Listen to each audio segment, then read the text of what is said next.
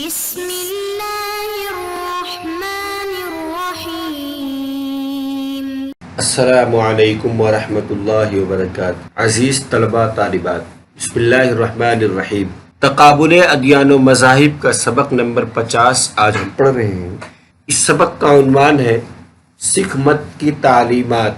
آج کے اس سبق میں ہم یہ دیکھیں گے اور سمجھیں گے کہ سکھ مت میں کون کون سی تعلیمات پیش کی گئی اور وہ مشہور تعلیمات کیا ہیں۔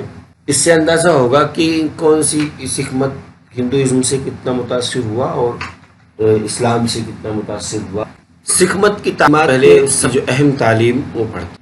اس سکھ مت کی تعلیمات میں جس چیز کو سب سے زیادہ اہمیت حاصل ہے وہ اخوت اور مساوات کا پرچار ہے۔ یہ جملہ گرو نانک ہی کا ہے، نہ کوئی مسلم نہ کوئی ہندو۔ سکھ مت بت پرستی کی شدید مذمت کرتا ہے۔ سکھ مت اس زوم میں مبتلا ہے کہ ہندو مت اور اسلام دونوں افراط اور تفرید کا شکار ہیں۔ اس کے علاوہ سکھ مت کی تعلیمات کو 11 اصولوں کی شکل میں بیان کیا جاتا ہے۔ سکھ مت کی سب سے اہم تعلیم اخوت اور مساوات ہے۔ اخوت اور مساوات اس لیے ہے کیونکہ سکھ مت جو ہے یہ بھکتی تحریک سے نکلا، اور بھکتی تحریک کی بنیاد ہی ذات پات کی مخالفت۔ اس لیے اگر سکھ مت میں اخوت اور مساوات نہیں ہوگا تو پھر تو یہ ہندوازم ہی ہو جائے گا۔ اگر ذات پات کا تصور آ گیا تو ذات پات کی مخالفت میں ہی تو سکھ مت آیا تھا۔ اس لیے اس کی سب سے اہم تعلیم اخوت اور مساوات ہے۔ اس کے اندر بت پرستی کی بھی مخالفت کی گئی ہے، اور ان کا یہ دعویٰ ہے کہ اسلام اور ہندو مت دونوں افراد و تفرید کا شکار ہیں۔ اور ان کی تعلیمات جو 11 اصول میں پیش کیا ہے، ان میں سے سب سے پہلا توحید ہے۔ سکھ مت کا نظریہ توحید اسلامی نظریہ توحید سے چندہ مختلف نہیں۔ چنانچہ بابا گرو نانک معبود کا تصور پیش کرتے ہوئے کہتے ہیں، خدا ایک ہے، اس کا نام سچا ہے، وہی قادر و فاعل مطلق ہے، وہ بے خوف ہے، اس کی کسی سے دشمنی نہیں، وہ ازلی اور ابدی ہے، بے شکل و صورت ہے، قائم بالذات ہے، اور خود اپنی توفیق و رضا سے حاصل ہوتا ہے۔ اس گرو نانک کی اس عبارت سے بالکل واضح ہے کہ جس طریقے سے اسلام کا تصور ہے کہ خدا ایک ہے، قل هو اللہ احد، ایک دم یہی الفاظ گرو نانک کے بھی، خدا ایک ہے، اس کا نام سچا، ان اللہ علی کل شیء قدیر، وہی قادر فاعل مطلق، اس کی کسی سے دشمنی نہیں، وہ ازلی ابدی، بے شکل و صورت ہے، قائم بالذات ہے، وہ خود اپنی توفیق رضا سے حاصل ہوتا ہے۔ یہ تمام چیزیں جو اسلام میں خدا کی جو صفات بیان کی جاتی ہیں وہ سب کے سب گرو نانک نے بیان کر دی ہیں۔ عشق الہی اہم تعلیم۔ بابا گرو نانک بنیادی طور پر خود بھی عشق خداوندی کے جذبے سے سرشار تھے، اور معبود حقیقی کا تصور پیش کرنے کے بعد وہ اپنے پیروکاروں سے بھی اسی چیز کا مطالبہ کرتے ہیں۔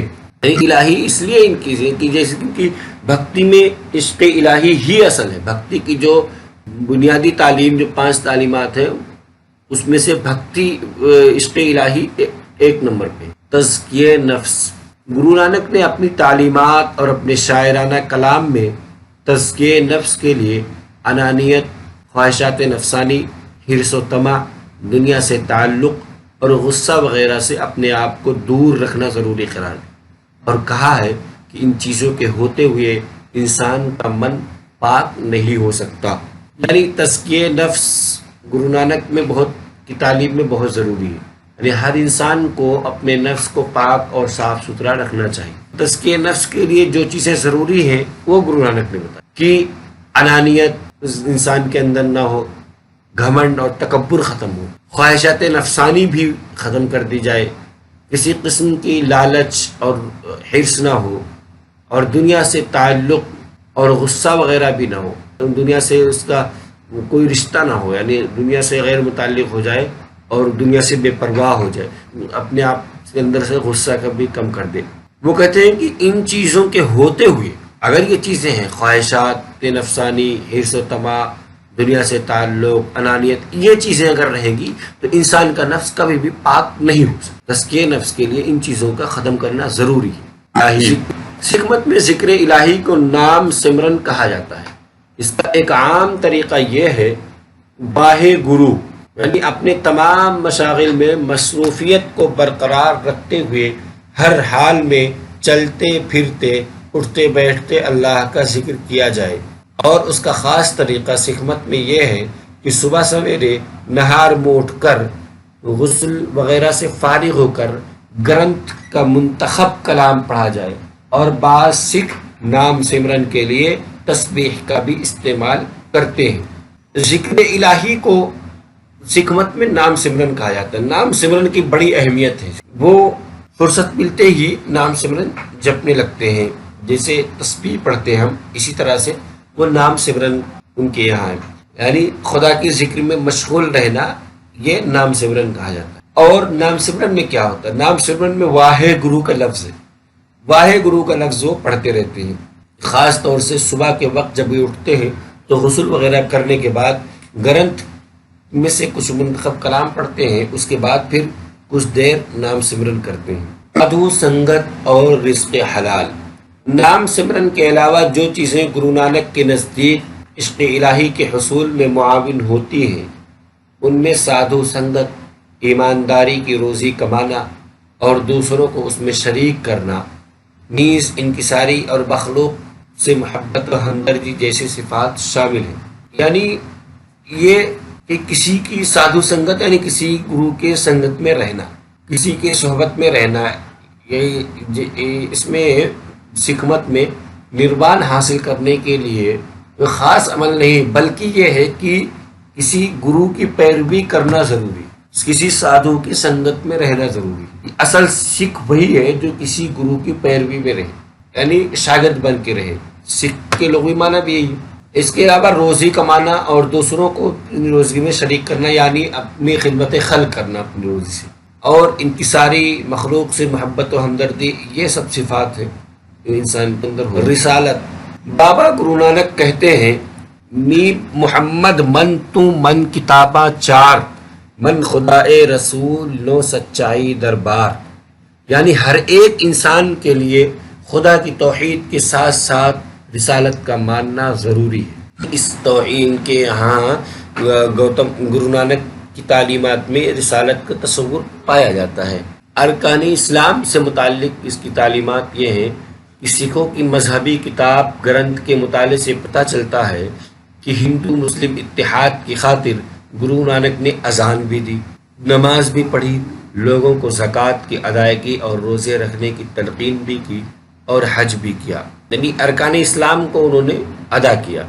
قرآن کریم سے متعلق گرو نانک کا کہنا ہے کہ میں نے توریت، زبور، انجیل اور ویدیں سبھی پڑھی اور سنی، لیکن قرآن کریم جیسی کتاب اس روئے زمین پر نہیں، اور اسی کو اللہ تعالیٰ نے کل کائنات کی ہدایت کے لیے منتخب فرمایا ہے۔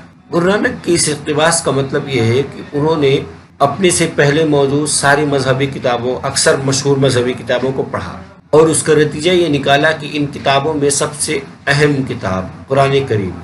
ان کا کہنا ہے کہ انسان کی ہدایت کے لیے یہی کتاب کافی ہے۔ اسی لیے تواریخ سے معلوم ہوتا ہے کہ گرو نانک اپنے ساتھ سفر میں ہمیشہ قرآن کریم کا ایک نسخہ رکھا کرتے تھے، جو ضلع فیروز پور کے گرودوارے میں آج بھی موجود ہے۔ یعنی جس نسخے کو وہ اپنے ساتھ لے کے چلتے تھے اور اسی سے مطالعہ کرتے تھے، وہ نسخہ آج بھی ضلع فیروز پور کے گرودوارے میں موجود ہے۔ گرو نانک کی تعلیم میں قیامت کا تصور ویسا ہی ملتا ہے جیسا اسلام میں پایا جاتا ہے، یعنی ایک دن آسمان، زمین، سورج، چاند اور ستارے سب کے سب پردے میں چلے جائیں، صرف اللہ تعالیٰ کی ذات باقی رہ جائے گی۔ گرو نانک کہتے ہیں، عملہ والے تب دن ہوسن بے پرواہ، سٹی چھٹے نان کا حضرت جنا پناہ۔ یعنی قیامت کے دن وہ لوگ جن کے اعمال اور اچھے اور نیک ہوں گے وہ بے فکر ہوں گے۔ نانک کہتا ہے، وہی لوگ نجات پائیں گے جن کی پشت پناہ حضرت نبی کریم صلی اللہ علیہ وسلم ہوں گے۔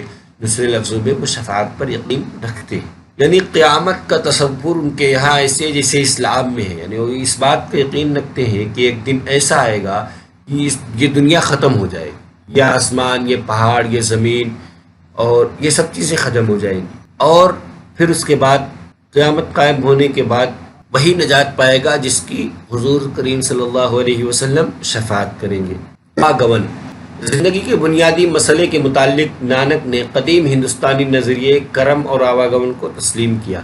ان کے خیال میں جب تک انسان عشق الہی میں کمال حاصل کر کے خدا کو نہیں پا لیتا، تب تک وہ بار بار اسی دنیا میں مختلف شکلوں میں جنم لیتا رہے گا۔ یہ سکھ مت کی عجیب خاصیت ہے کہ یہ اسلام اور ہندو مت دونوں کے تعلیمات کو لیتا ہے اور اس کو عقائد کا حصہ بھی بنا لیتا ہے، یعنی کیونکہ اس نے بیلنس کرنے کی کوشش کی۔ کبھی اس نے نماز پڑھے، مسجد میں گئے، کبھی یہ مندر میں چلے گئے پوجا کے لیے، تو ان کے یہاں وہ دونوں چیزیں پائی جاتی ہیں۔ قیامت کا تصور اگر اسلام کی طرح پایا جاتا ہے تو آواگمن کا تصور بھی انہوں نے ایکسیپٹ کیا ہے۔ انہوں نے یہ ثابت کیا، یہ بیان کیا کہ جب تک انسان عشق الہی میں کمال حاصل کر کے خدا کو نہیں پا لیتا، یعنی معرفت کے درجے تک نہیں پہنچ جاتا، تب تک وہ اس دنیا میں آتا رہے گا۔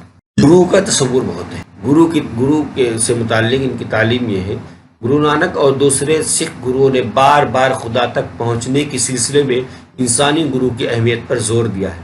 انسانی گرو وہ وسیلہ سمجھا جاتا ہے جس کے ذریعے پیغام الہی بندوں تک پہنچتا ہے، اور وہی وسیلہ ہے جو بندوں کو خدا تک پہنچاتا ہے، یعنی خدا اور بندے کے درمیان گرو وسیلہ ہے، اس کے بغیر نجات ناممکن ہے۔ آج کے اس سبق کا خلاصہ یہ ہے کہ اس سبق میں ہم سب سے پہلے پڑھا گرو نانک کی اہم تعلیم، سب سے اہم تعلیم کیا ہے، پھر اس اہم تعلیم میں سے سب سے اس توحید کے بارے میں پڑھا، پھر عشق الہی، پھر تزکیہ نفس، پھر ذکر الہی، پھر سادھو سنگت اور رزق حلال سے متعلق گرو نانک کی تعلیم، پھر رسالت کے بارے میں پڑھا، پھر ارکان اسلام سے متعلق گرو نانک کے کیا نظریات ہیں، جیسے انہوں نے نماز بھی پڑھا، زکوٰۃ بھی ادا کرنے کی تلقین کی، روزہ بھی رہنے کا حکم دیا۔ اس طرح سے ارکان اسلام کا احترام پایا جاتا ہے۔ پھر قرآن سے متعلق یہ ہے کہ قرآن کا انہوں نے اعتراف کیا اور اس کو ایک سچی کتاب مانا، ہدایت کی کتاب مانا۔ قیامت کو بھی ایکسیپٹ کیا اور قیامت کو ایسے بیان کیا جیسے اسلام میں بیان کیا جاتا ہے۔